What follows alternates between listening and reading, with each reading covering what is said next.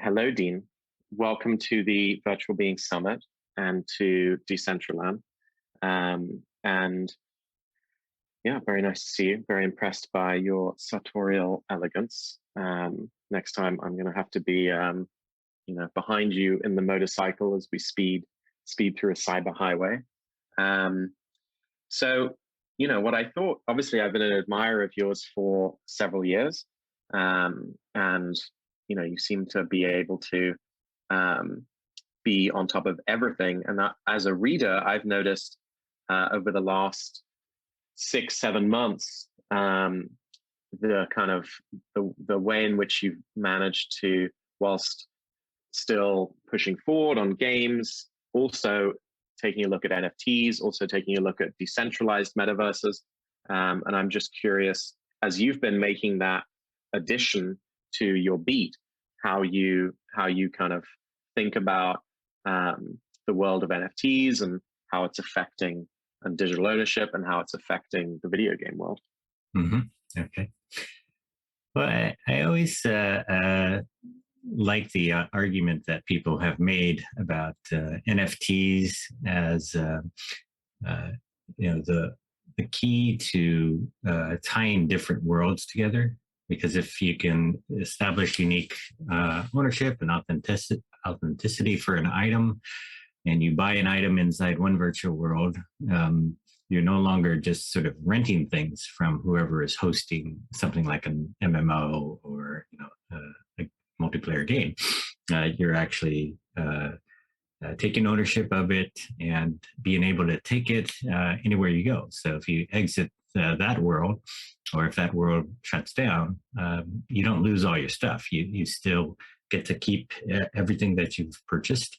And it's actually a real transaction. Like you've bought it and you own it, and then you can take it with you into another world. And that seems like it's very fundamental to the metaverse, the idea of a collection of worlds that you can jump into instantaneously and do what you want. Then bring your stuff with you. Bring your avatar. You wouldn't have to recreate your avatar every time that you go into a new world. So the NFTs seem like they can sort of fundamentally enable that kind of thing, and that I think that's good. And so that argument has been made for a while that then you can start investing in the different things that you want to buy and own. And I think we've seen that get traction. NFTs get traction in unexpected ways, like NBA Top Shot, and we've seen this tremendous growth in this, the sales per week. I look at nonfungible.com, and they have a market history there of what the universe of NFT sales looks like, and it's gone through some peaks and valleys. Like one of the big peaks was in May when it hit $175 million in sales a week, and I looked again during the last week, and in late August we hit another peak above $1 billion in NFT sales in 1 week. And a number of other stories pointed out that there were about $2.5 billion in sales in the first half of 2021, and that went from virtually nothing last year. And so I wonder, like, what's driving this? And I see big big projects, say like NBA Top Shot, generating $750 million in sales. But the base is low. Like the number of users is about 1 million users who are doing all of that trading. And that includes secondary trading. And so it's an enthusiast market right now. And I think, what the next stage of growth has to prove is that it can transition to the mainstream. And I think that's what we're waiting on right now. Mm. Well, it's been interesting to see. Actually, why don't we just go over and walk to this, just to kind of show folks Decentral Games, the casino. it's been interesting to see people start to actually have um, jobs in the metaverse. Um, and Christine, you may want to follow us. Um, actually have jobs in the metaverse. And at this casino, there are pretty incredible frogs, as you and I have observed. Some waistcoated frogs that help you navigate the casino, and people actually have jobs. They actually have the ability to earn a salary. So that seems to change quite a lot. What's how we think of a metaverse, how it goes from a place for video games to a place where we might be taxed, where we might wake up and go to work as an avatar. Do you think that is in our future, is in the cards? Do you think the metaverse is the place where we might, have our alarm set at 7 a.m., go to work, arrive at 8, and to explain what people are doing, that that as in a normal casino, they're helping run the roulette wheels, talk to people, interact with folks, and kind of make the thing function. So can you see a world where people's jobs are actually in a metaverse? Yeah, I mean, I think we're getting there already. Like, we've sort of noticed the play to earn theme or model for gaming, where you aren't just renting things, from the Lord of the Manor, like peasants, like you are in regular online games or MMOs, but you're part of the ownership. And so, um, with games like Axie Infinity from Sky Mavis, you can get into these games. You pay an upfront fee, but you can then start earning um, cryptocurrency, and you keep on playing. You get better at it. You win games, and you earn rewards inside the game. You can earn real money, and there was a very good play to earn documentary of the Axie Infinity players from this Yield Guild games, and in rural Philippines, they were making 3 times the minimum wage just by playing this game. And so during the pandemic, it was actually a very big economic boom or boon for the people who were living sort of near the poverty line in the Philippines, and that was really interesting to see. And Axie Infinity now has really blown up in the NFT space. It's one of these companies that has generated huge amounts of sales, and they're raising a funding round that's going to value them at in the billions of dollars. Yield Guild Games also raised about $4 million, and it's a collection of thousands of players, united mostly in a Discord server that earns real money playing games. So that's definitely a start. I mean, Axie Infinity isn't the kind of game that hardcore gamers would really get that excited about. Maybe it's more like on the level of Pokemon fans, I think, and other casual gamers, I guess, who are into the concept of earning real money. And so, yeah, that's going to be something to watch. If it catches on, if it crosses different kinds of mainstream gaming milestones, then it gets very interesting. But they are they're able to raise this amount of money on the enthusiast market alone, really, which is very encouraging, I think, for a lot of the different companies. And we're getting to have quite a few unicorns in this NFT gaming space now, like Animoca Brands, Forte, so definitely the investors are very excited about this and the opportunity right now, and that should be able to drive the the companies to the place where they really are able to take their shot at mainstream acceptance.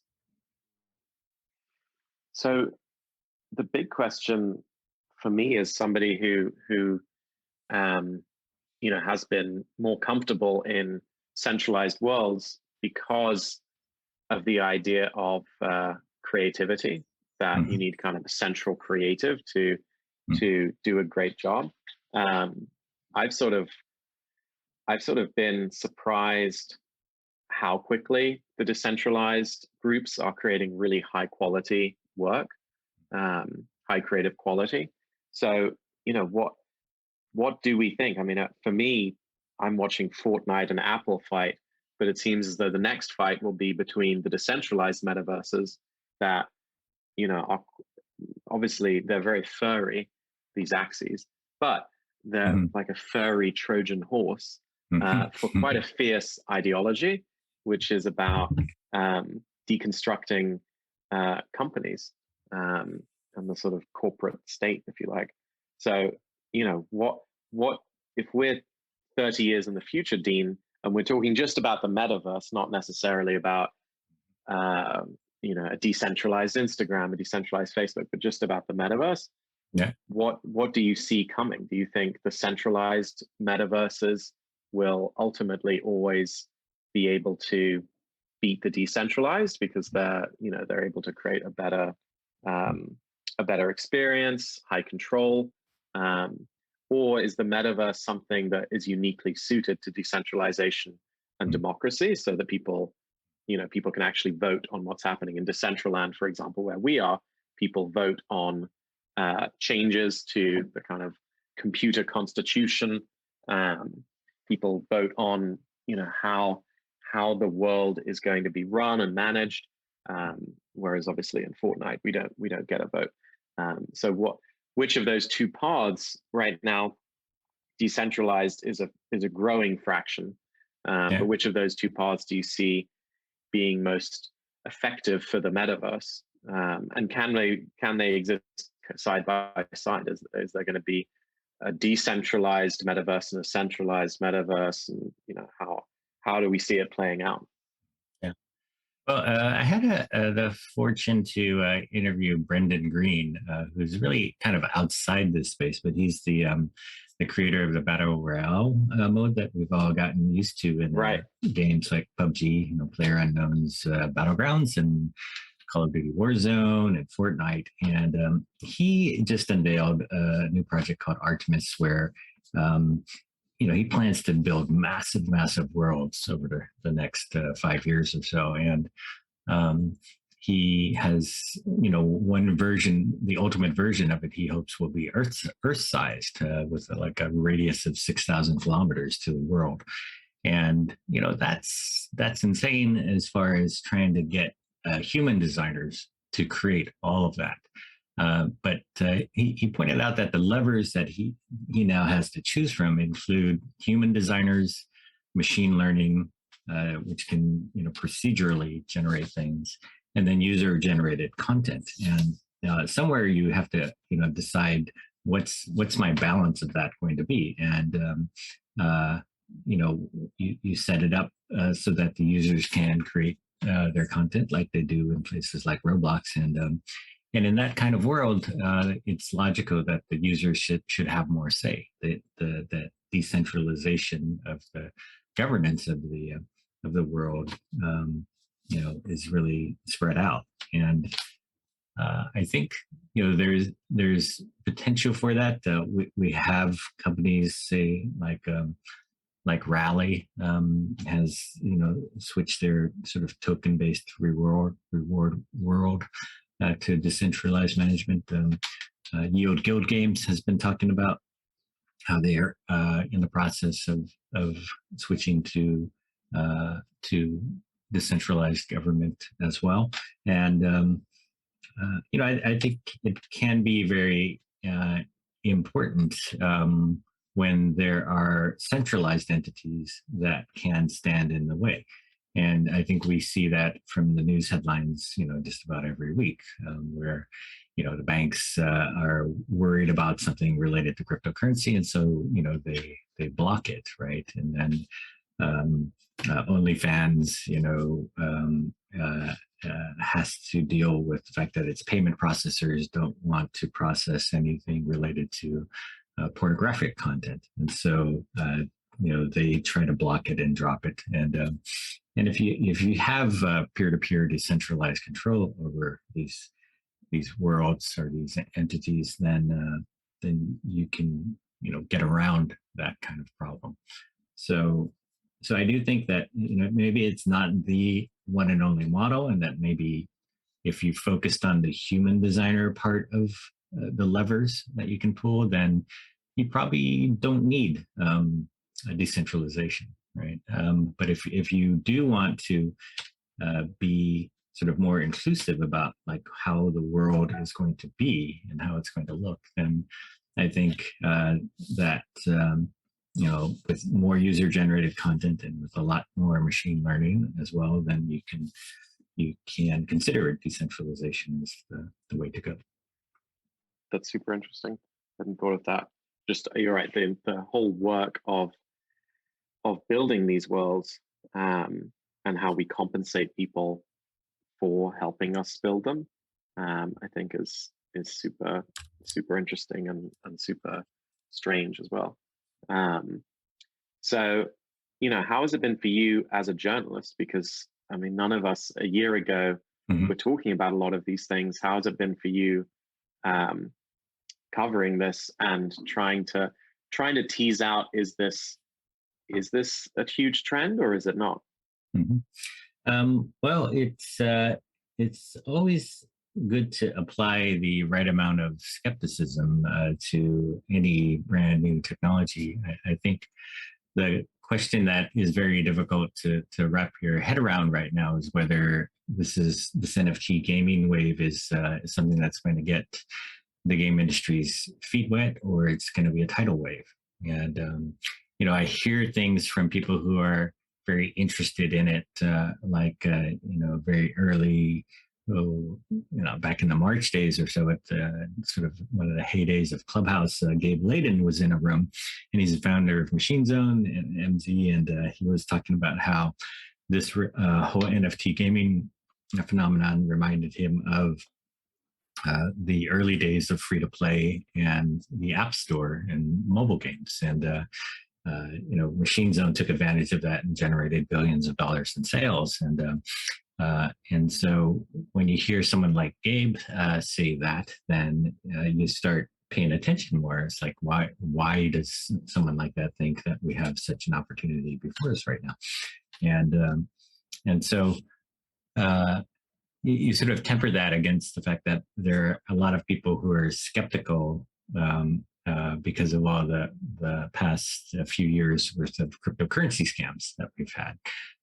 And the sort of ebb and flow of the price of Bitcoin on any given day is also something that is concerning. I think, right now, when I pointed out that there were different peaks and valleys in the NFT sales, there have been some huge price increases and some huge crashes as well. And there are people who are buying and selling there, and so a lot of people are both making money but also losing money. And so right now you have a lot of enthusiasts sort of bidding up the prices of NFT art, and maybe selling it once, but are these items being sold for a third, fourth, fifth, and 100th time as well? That is more like an actual sort of stock market that can eventually hit some kind of equilibrium. But you don't necessarily want to invest in something that is just going to go up and down every day. So, or in something think, where, as you say, you can't sell it afterwards. Right. You buy a piece of land in Decentraland, buy a piece of land in Sandbox and the rest, and you can't then move it or sell it. I think there's a lot there. Yeah. Um, what do you think about um, AIs in the metaverse? So the opportunity for maybe instead of this being Dean, Mhm. there being a sort of AI character of Dean in front of us. I think there is great potential there in that, the metaverse is going to be so vast that, a lot of worlds are going to make their bid to become a very popular world at the outset, and they may not attract enough human visitors to make it as interesting as it can be. And so, if you have AI characters, these non-player characters who are more realistic, not only in how they look, but how they behave and how they talk to you. I think that's a step forward and sort of a necessary part of the metaverse as well, where you can use some of these fledgling technologies like GPT-3 to enable them to generate their own conversations and speak to you for hours at a time. And if that's possible, that's a step forward for games where you've always had just, maybe a minute or 2 minutes to figure out that you've run through the entire script that the NPC has available to it. It starts repeating a conversation to you, in a very short time. So that's where games are now, and I think AI will definitely move us forward, and uh, make the worlds more interesting and challenging. Like if there's an AI that's set to compete with you, then um, that will make uh, that world more interesting to you, but also more difficult for you to make progress and sort of defeat others as you want to. So uh, yeah, I think there's tremendous potential there, and that is part of the machine learning that has to happen. I think that sort of Brendan Green has the automatic creation of realistic worlds as well in mind, for how he wants to make use of AI. So that's Well, that's another sort of path. so just as we're wrapping up, I want to go to Mhm. one kind of pre-written question that we had, which is, Mhm. do you own any NFTs, and what would make you buy a significant number of NFTs? Mhm. I own one that I created. My daughter's an artist, and she's going to school right now. And so I took one of the images that she gave me and had it minted way back That's in so sort cool. of March timeframe. And back then our choices were not so plentiful, and so I looked at the gas fees that we would have had to pay for Ethereum, and it was above $900 to Jesus. mint this one Wow. NFT that we could possibly sell. And so we created one that was on Binance instead, and that one was more like $250 worth. But we did that so that we could sort of learn what this whole minting process was like, and yeah, I had a help from a programmer who did all that work, and so that's the one NFT that I own right now. And what would be the tipping point that would make you want to go, all in? You know what I mean? Instead Yeah, of I think. buying a home, Uh, you would buy a land, or what uh, would uh, what would do that? I think it would come back to production values that are similar to what the AAA game developers have. And Interesting. I think right now we're in sort of the 4-bit or 8-bit age of NFT gaming. And a lot of the games that are there, hardcore gamers look at and go, no, that looks like a scammy mobile game. I'm not gonna play that just to sort of make somebody's algorithm happy. I'm going to play a game that really is a game first, and then we'll move on. after that to to things that I think will be valuable over time. Well, Dean Takahashi, thank you so much for joining us. Mm-hmm. This was terrific, and we will sort of sign off there. Right. Thank you very much, Dean. Mm-hmm. Thank you very much, Edward, and a pleasure chatting with you as always.